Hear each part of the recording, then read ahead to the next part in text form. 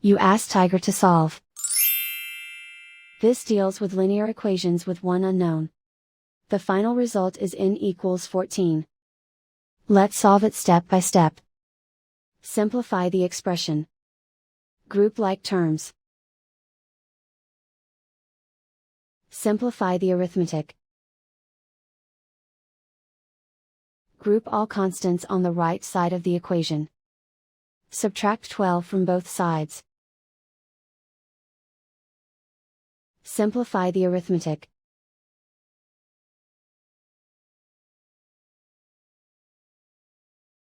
Isolate the n. Divide both sides by 12. Simplify the fraction. Find the greatest common factor of the numerator and denominator. Factor out and cancel the greatest common factor. And so the final result is n equals 14.